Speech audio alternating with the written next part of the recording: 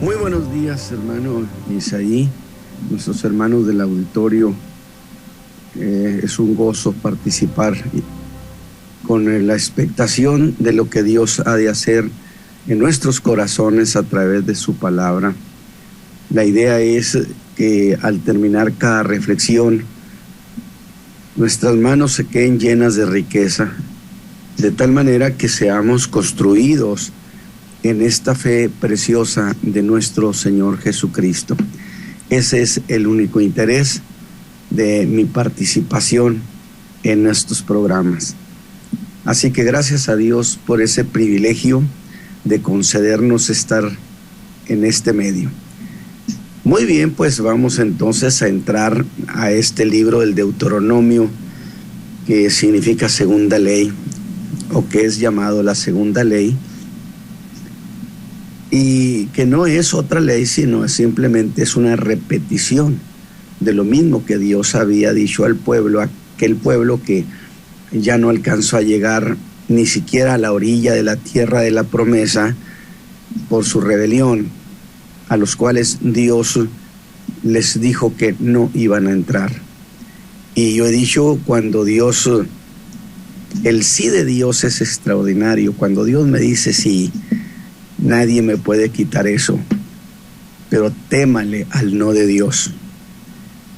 Acuérdese usted que en el mensaje pasado hablamos sobre el caso de Moisés, que Dios le empezó a entregar la tierra, sí, pero la del otro lado del Jordán. Y Moisés tomó 60 ciudades.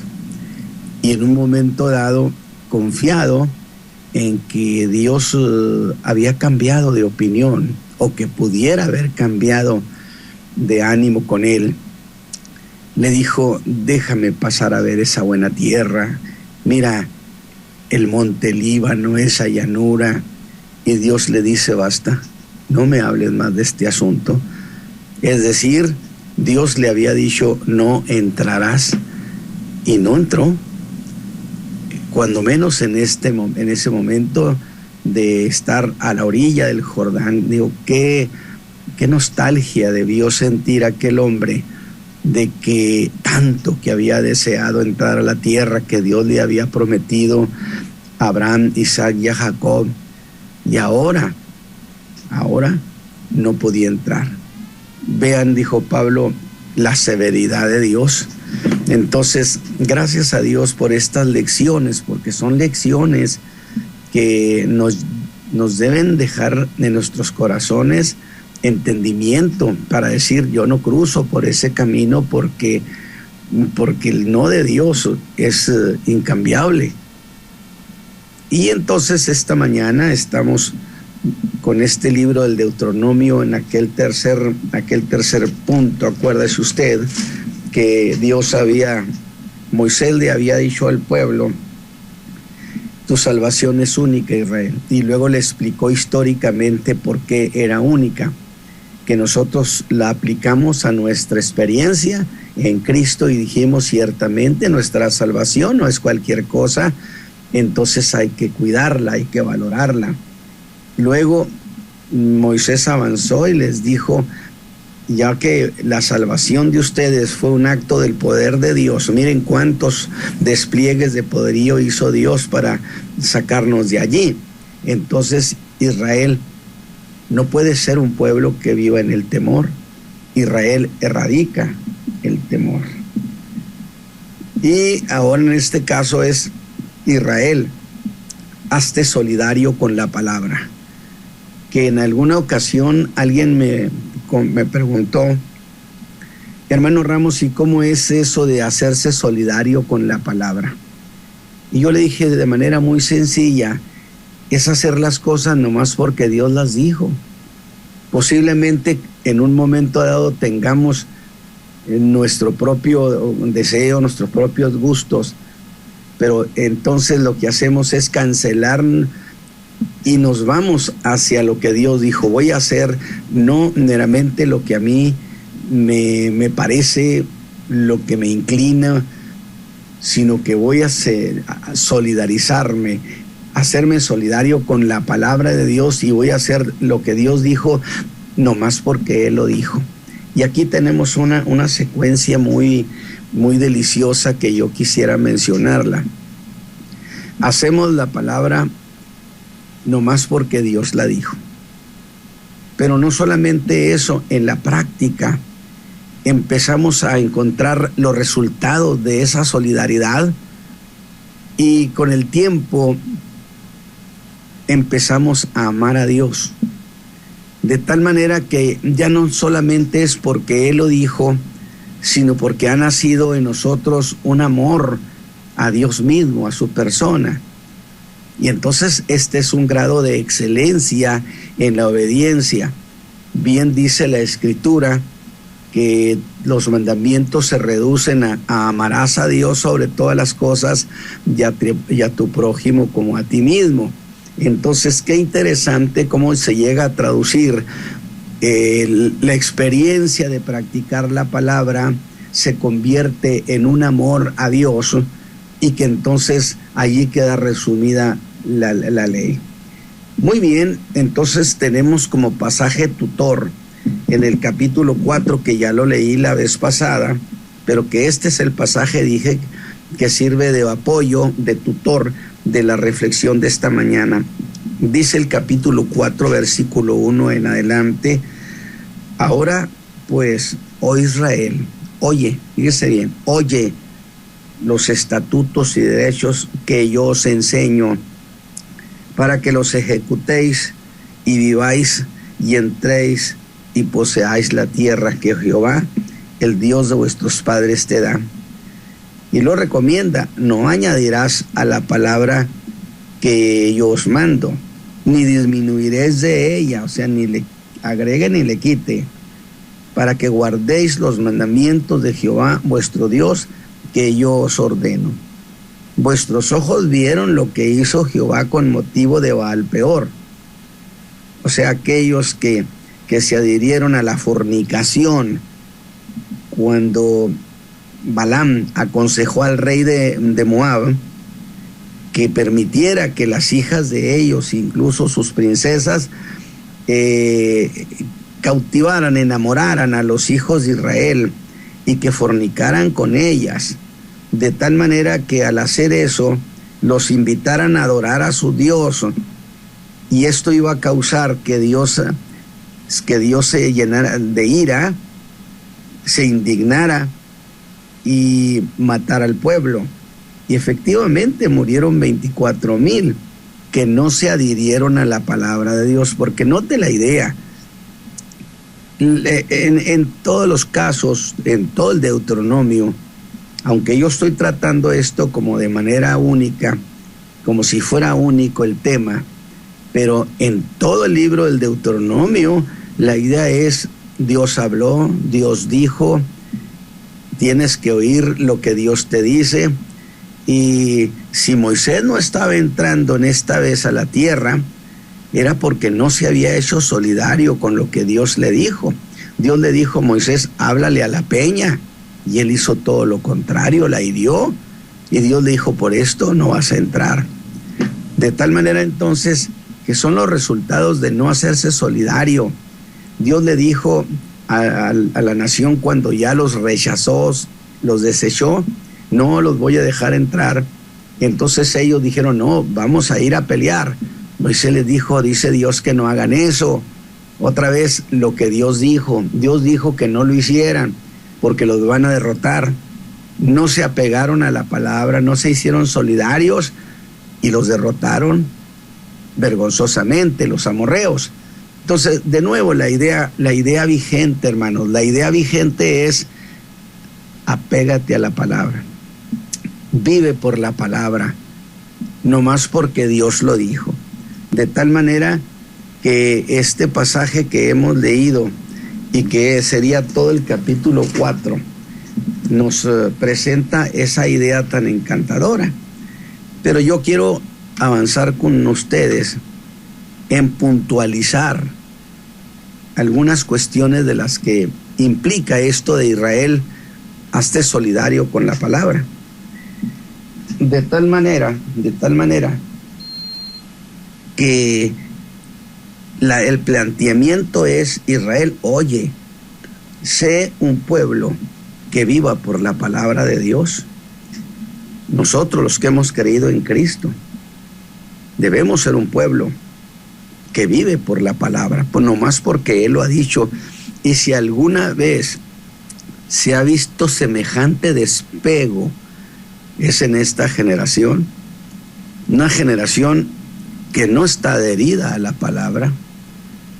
Muchos creyentes están adheridos, contra viento y marea, dicen Dios lo dijo, y ellos serán sacados victoriosos definitivamente. Ahora, esta idea es que dice, Dios la puso, Moisés puso estas palabras ante los ojos del pueblo. Y note las tres cosas que resultan de ser un pueblo apegado a la palabra. Número 1, conservar la vida. Y el ejemplo que Moisés les pone a ellos es Josué y Caleb se adhirieron a la palabra de Dios y 10 no. Al contrario, causaron una rebelión, afrentando el dicho de Dios. De tal manera que ellos no están con nosotros el día de hoy, ellos no están, ya están muertos. En cambio, mire, vean a Josué y Caleb, ellos están vivos. Ese es un ejemplo pasado. Pero ahora dice, ustedes conocen este que es reciente.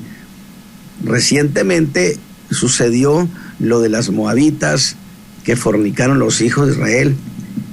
Y ninguno de los que hizo eso está vivo el día de hoy. Entonces, la idea es Israel, la palabra, guardar la palabra, te conserva la vida. Y yo dije en uno de estos mensajes, le conserva la vida y se la conserva en un contexto de guerra, de conflicto, cuando las posibilidades de ser muerto eran muy altas. Sin embargo, si guardas la palabra, Dios va a hacer que conserves la vida. 2, poseerás la tierra, porque acuérdate que no ha habido ciudad inexpugnable. Te consta que acabamos de tomar 60 ciudades y para nosotros no hubo una ciudad inexpugnable. Así que poseerás la tierra. Y 3, guardar la palabra hará que conserves la tierra. ¿Qué significaría? Si le pongo título, sería, Dios les está diciendo, si guardan la palabra, nunca habrá desarraigo de su tierra. Ustedes conservarán sus bienes. Así que en la insistencia de Moisés, fíjese bien la escalada de cosas. Primero, oye Israel la palabra de Dios. Oye, escucha. Y esto usted lo puede anotar en el capítulo 6 del Deuteronomio, versículo 6. 2, no solamente escucha la palabra, pero las palabras caen en el olvido. Por lo tanto, Dios ordenó que se escribiera la palabra escrita. Entonces esto significa, Israel, sé un pueblo que lee la palabra. Usted dígame una cosa, ¿realmente tenemos un pueblo que acostumbra a leer la palabra? Esto lo encuentra usted Deuteronomio 17, 19. Tercero, el pueblo no solamente tiene que oír, no solamente tiene que leer, sino que tiene que aprender la palabra. Esto está en el capítulo 5 del libro del Deuteronomio. Así que hay una idea muy, muy preciosa. Van a entrar a la tierra y Moisés les plantea propiamente este concepto que está extraído, por supuesto, del Deuteronomio. Israel, hasta aquí has tenido promesas, pero ahora yo te voy a decir cuál es la ruta para que las promesas dejen de ser meras promesas y se conviertan en realidades que se tocan. Y el pueblo diría: ¿y cómo es que las promesas se hacen realidad? Y Moisés respondería: guarda la palabra. Si quieres realidades, entonces guarda la palabra. ¿Quieres que las promesas se hagan cosas que se toquen? Guarda la palabra, Israel. Así que usted ya conmigo va viendo, porque estamos entrando a una idea muy fundamental de la fe, que somos un pueblo que se guía por la palabra, no por las emociones, no por las sensaciones, ni por los pareceres, sino por lo que Dios ha dicho sobre tal o cual cosa. Y si tenemos que escoger entre Dios y nuestras propias inclinaciones, escojamos la opinión de Dios. Y si hacemos esto, seremos vistos como gente exitosa y gente sabia. Muy bien, pues entonces seguimos reflexionando sobre estos pasajes, y que ya consideramos esto como el segundo discurso de Moisés. Y recuerde que el Deuteronomio es un libro que describe las últimas instrucciones que Moisés da a aquella joven generación que pronto habrá de cruzar el río Jordán para poseer la tierra que Dios había prometido. Interesante, Moisés estaba viendo con toda claridad que lo que Dios le había dicho a Abraham, Isaac y a Jacob, ante sus ojos se estaba cumpliendo, y diría: verdaderamente Dios es confiable. De tal manera que a Moisés le quedan, diríamos, poco más de un mes de vida, y quiere impactar el corazón de ese pueblo. Lo hace, y dijimos, lo hace en 4 discursos, pero en 4 discursos en los que una de las cosas comunes es la palabra. Siempre está allí presente el valor de la palabra. Oye la palabra, guarda la palabra, de lo contrario no tienes nada en las manos. En el primer caso señaló: Israel, valora tu salvación, porque es un caso único. Ya no voy a repetir eso. En el segundo caso, mira, Israel, valora el despliegue de poder que Dios ha hecho para traerte aquí. Por consecuencia, no puedes ser tú un pueblo, una congregación llena de temor. ¿No le enseña esto a la iglesia de Jesucristo, que no puede ser un pueblo asaltado por los temores, por la desconfianza? Pues por el temor que hasta los demonios, por amor de Dios, el pueblo de Dios duerme confiado como un leoncillo. Israel, convéncete que no tienes razón valedera para vivir angustiado. Y otras lecciones de gran riqueza espiritual para nosotros: no tenemos razón para ser una iglesia que vivía angustiada. Enseñe eso a sus hermanos, a sus amigos, a creyentes. Dígales que la Escritura enseña que no hay razón para vivir lleno de temor, pero que tienen que ver con nuestra vida diaria. En el segundo discurso, Israel sea un pueblo que vive por la palabra de Dios, porque guardar la palabra, fíjese bien, te dará buenos resultados. Ponga esto en su corazón, mi hermano. Guarde la palabra y verá los resultados. Lo primero, el primer resultado es, dijo Moisés, es que te conservará la vida. Vas a vivir. Tú entrarás a la tierra y vas a ver la tierra que Dios nos le prometió a nuestros padres. Vas a ser testigo de eso. Es una vida que estará presente en todos sus discursos, una idea que está presente en todos sus discursos. La palabra, Israel, la palabra.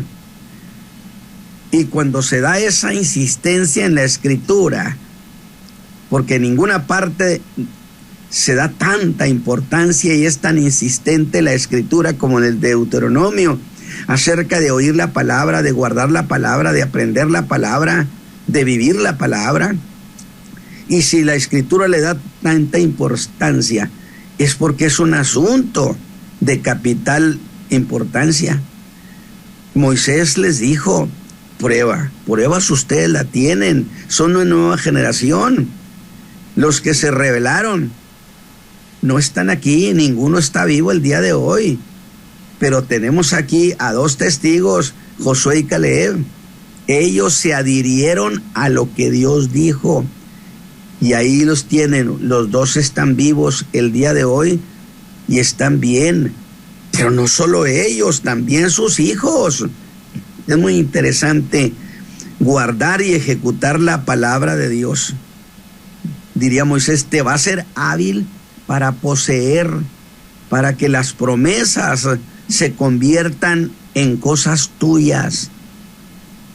Solo así, Israel, porque no podemos ser un pueblo que casi tuvo las promesas en la mano y se nos escaparon. No, las promesas son nuestras, tienen dedicatoria, están a nuestro nombre y podemos tomarlas siempre y cuando seamos solidarios con lo que Dios ha dicho. La tierra, Israel, la tierra será tuya, porque en esta tierra, por cierto, diría Moisés, es una tierra para los que le creen a Dios, es una tierra de creyentes.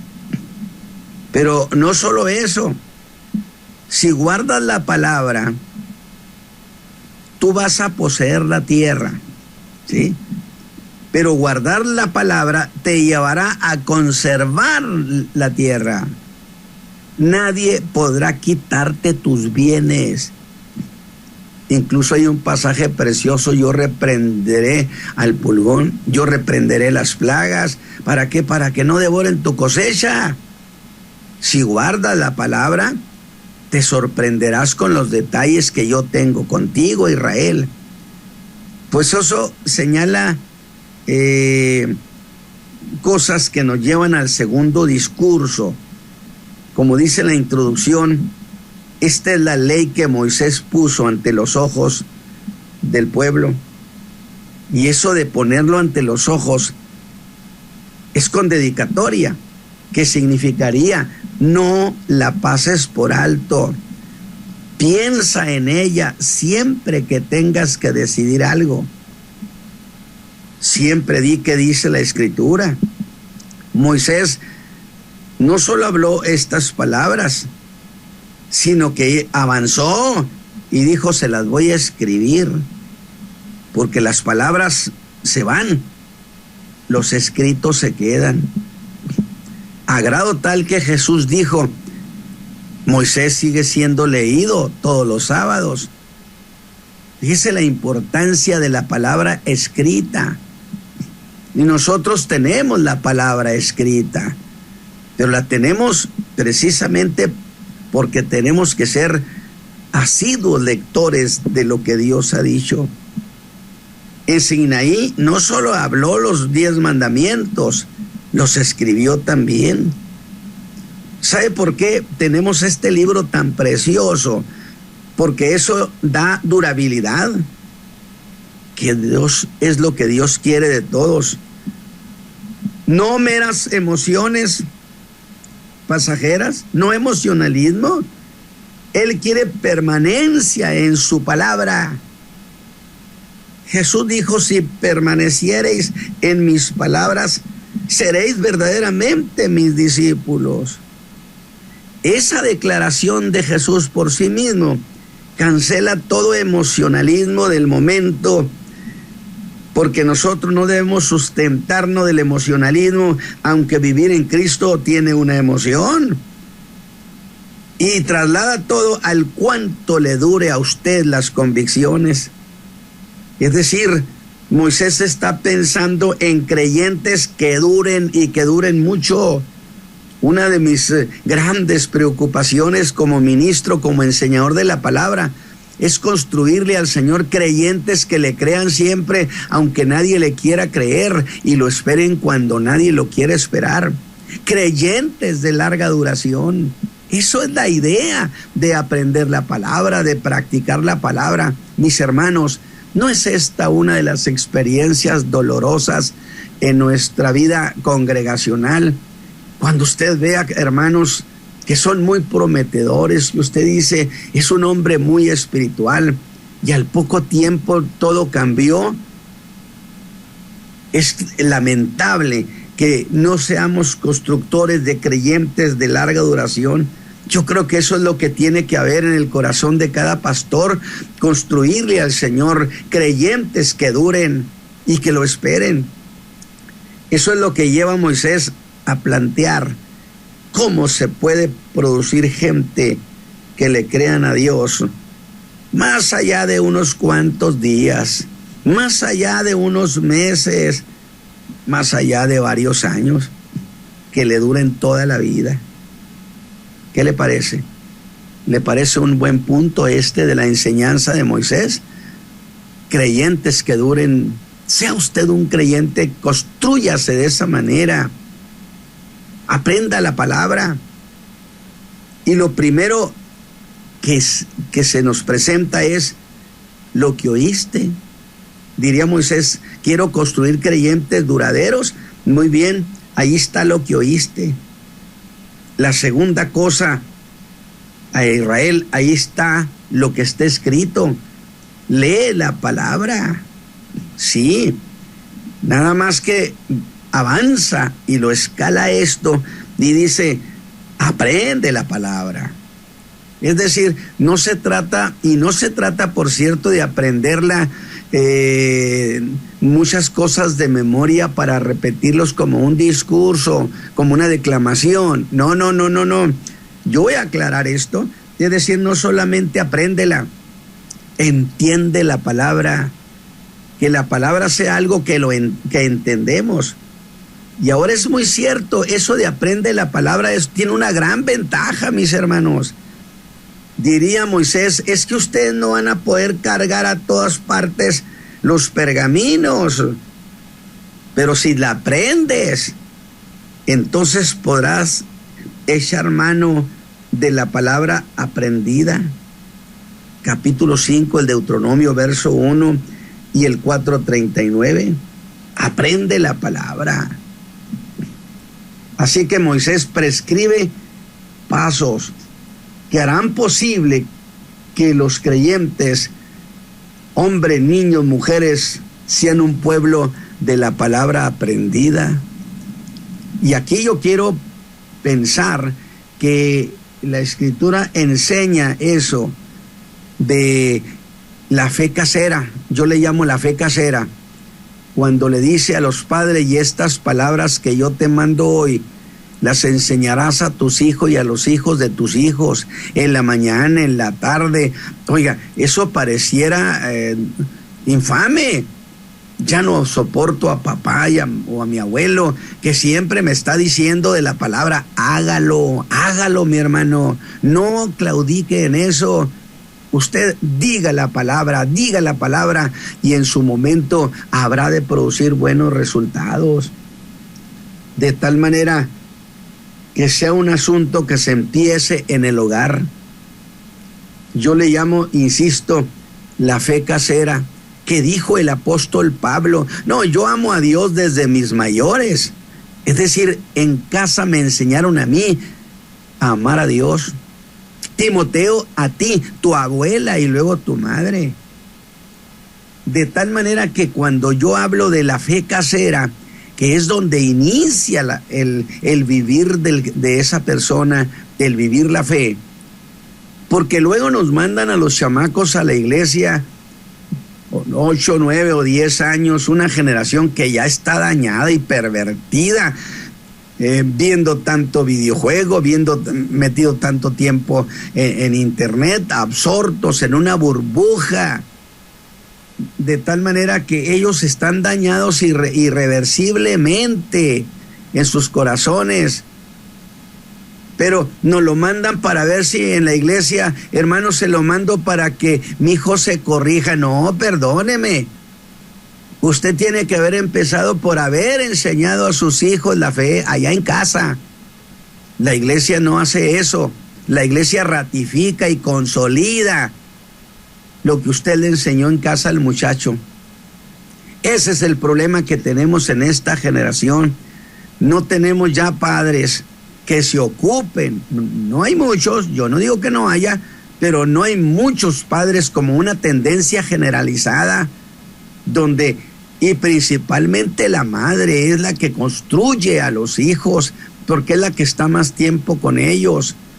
Definitivamente, benditos sean del Señor todas las hermanas que me están escuchando, que se ocupan de esa fe casera y enseñarle a los hijos la palabra, la fe. Y cuando los mande a la iglesia es para que en la iglesia ratifiquen las cosas que han aprendido.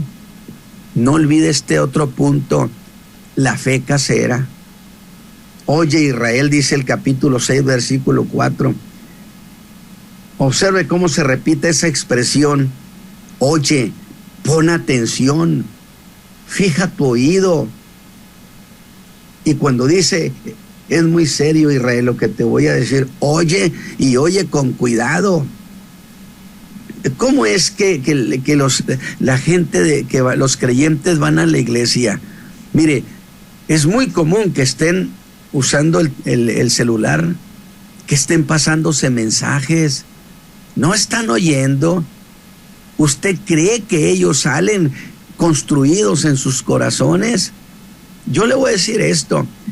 ¿Por qué razón cuando Pablo predica en Listra, ahí estaba un pagano, un idólatra, cojo desde el vientre de su madre? ¿Qué iba a saber de Jesucristo? Nada. Entonces mucho menos pensaríamos que tenía fe. Y entonces dice que cuando Pablo estaba predicando, usted lea el libro de los Hechos, dice que oía atentamente las palabras de Pablo.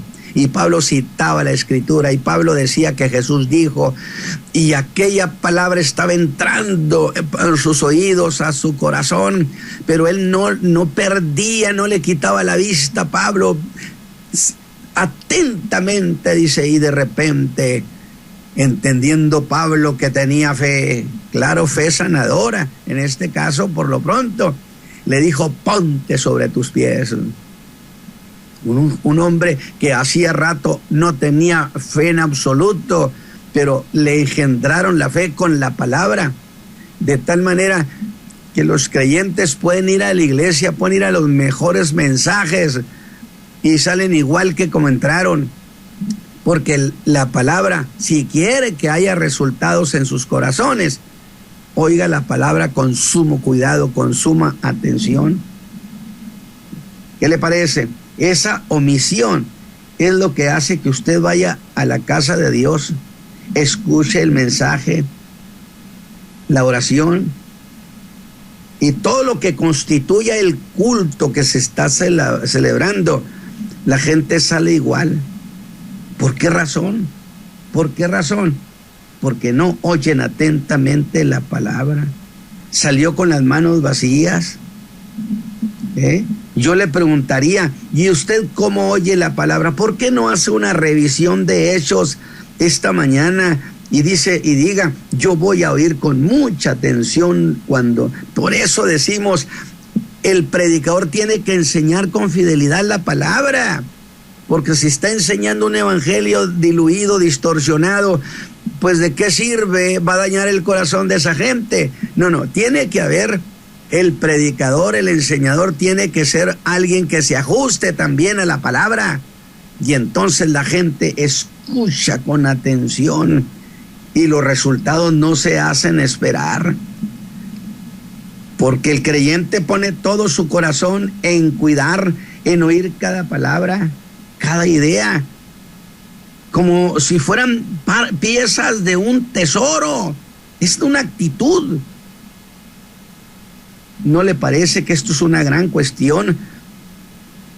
Observe usted al pueblo a ver si o están platicando o están haciendo cosas, y el predicador enseñando la fe o predicando la palabra, y la gente que, no, pero no le diga algo emotivo, escandaloso, y entonces sí voltea a verlo. Si es así, le garantizo, nunca, si usted oye la palabra con toda atención, le garantizo, y ponga esta mañana esta enseñanza en su corazón, no podrá salir jamás con las manos vacías de un culto, porque Dios cuida su palabra para ponerla por obra. Y dice que su palabra es como la lluvia. Usted no puede quedarse sin recibir nada esta mañana. Si usted ha estado escuchando esto que estoy planteando, yo le garantizo que usted está anotando en su corazón diciendo, no, yo voy a oír con toda atención, yo voy a cuidar eso de la fe casera. Pero si usted no pone ese cuidado, si su mente está en otras cosas y oye solo retazos del mensaje, ¿cómo espera que la palabra le produzca en el corazón alguna cosa? ¿Cómo va usted a poder tomar las promesas de Dios? Israel, oye la palabra, practícala para que puedas tomar las promesas de Dios, para que las promesas de Dios se hagan realidad. Muchos de los que nos escuchan, sin duda tienen su corazón quebrantado por los problemas, sean problemas de salud, económicos o de su alma, pero escuchan cada palabra que está escrita. Cuando yo estoy diciendo, Dios lo dijo, ¿sí? Y ellos lo reciben sin distraer su corazón, son testigos, son gente en la que siempre sucede algo. Dios nunca podrá dejarlos con las manos vacías. ¿Qué le parece, mi hermano, esta mañana las ideas que estamos reflexionando? En realidad estoy reflexionando, charlando con ustedes, diciendo, miremos a Moisés, mire lo que está planteando, y esto tomémoslo para nosotros. Pero volvamos al punto, ¿cómo lograr generaciones que sean generaciones que aprendan la palabra? La respuesta la da Moisés en el capítulo 6, verso 6. ¿Cómo crear un culto del aprendizaje de la palabra y que sea una práctica en el hogar? Hay muchos hermanos que acostumbran leerle a los hijos la escritura, la palabra, en la noche, a ciertas horas. Que Dios los favorezca y los apoye, los respalde, mis hermanos, porque entonces eso entra en la ruta donde le estaremos heredando a nuestros hijos la bendición de Dios. Dice, te ordeno, palabras que yo te ordeno, estarán sobre tu corazón. Y yo le voy a decir algo, una de las cosas preciosas de mi experiencia con mis hijos es que ellos llegaron a decir muy chamacos, Dios oye a papá. ¿Por qué? Porque hemos aprendido que estas cosas funcionan. Antes de aconsejar sobre tantas cosas a los hijos, Moisés aconseja a los padres y pone a los padres como responsables de enseñar esa palabra a sus hijos. Yo le pregunto esta mañana, ¿qué tanto tiempo usted le dedica a la enseñanza a sus hijos? Moisés dice a los padres, estas palabras que yo te mando hoy, las enseñarás a tus hijos. Quiere decir, las tienes que explicar, pero antepone a eso, estas palabras estarán en tu corazón. Pues si usted ama la palabra, ¿sabe qué va a pasar? Hablará de ella con profunda emoción. Usted que es creyente, mi hermano que me escucha, ¿hace así las cosas? Y esta cuestión no es opcional, es una orden, es un mandamiento soberano. Ahora vemos el más grande desplome de los valores, y esta generación ha caído en un colapso moral generalizado. Y todo el mundo pregunta, ¿qué ha pasado? La razón es que ante los ojos de esas generaciones se dejó de poner la palabra, se les dejó de recordar la palabra que Dios ha dado para que la guarden y para que tengan vida y para que tengan una buena vida, calidad de vida, ellos y sus hijos. Pregunte y se sorprenderá de la poca estima que se tiene de las normas escriturales. Entonces Moisés está dando definitivamente importancia. Esta mañana yo quiero que usted estas pocas cosas que hemos planteado las asimile en su corazón y diga, voy a practicar estas cosas que hemos aprendido esta mañana de lo que hizo Moisés para garantizarle al pueblo. Claro que si tú haces eso, vas a entrar a la tierra y vas a tomar esa tierra y nadie te la va a quitar.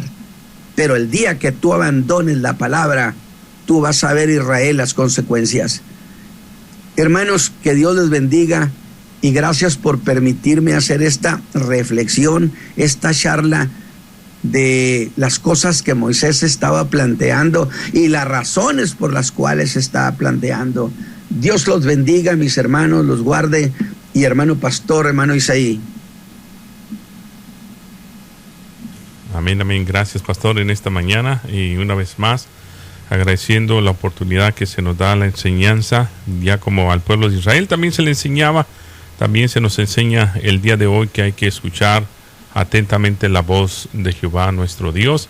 Así lo dice la Escritura ahí mismo en Deuteronomio: si oyeres atentamente la voz del Señor tu Dios, e hicieres lo recto delante de sus ojos, y dieras oído, eso es lo importante, hay que prestar oído a sus mandamientos, que es la palabra, y guardares todos sus estatutos, ninguna enfermedad. Hay un beneficio para cada uno de nosotros. Dice, de los que envié a los egipcios, te enviaré a ti, porque yo soy Jehová, nuestro sanador, tu sanador. Bueno, gracias, pastor, una vez más en esta mañana. La importancia de que usted lo dijo, las mamás también en casa, enseñando a los hijos, a las hijas, y ya que traen buenos resultados en un futuro, sembrando la semilla, depositando lo que Dios nos ha entregado. La importancia que cuando nos congreguemos, no solamente estemos en cuerpo presente y nuestros pensamientos estén ausentes, y como usted lo dijo, cuando se les reprende, bueno, entonces sí voltean a ver, pero es necesario que el pueblo del Señor entendamos, oigamos esta palabra que nos da vida y que mantiene, usted lo dijo también, para poder continuar en esta promesa hay que también tener la palabra no solamente oída, sino aprendida, memorizada. No podemos llevar en algunos trabajos, no podemos llevar la Biblia, pero sí la llevamos en nuestro corazón, la palabra del Señor, la que nos da una esperanza para esa promesa que tenemos. No se nos vaya, porque es muy fácil, el enemigo viene, siempre está acechando, y cuando él venga, pues con la palabra tenemos que defender nuestro territorio, la promesa que somos salvos por esta linda fe.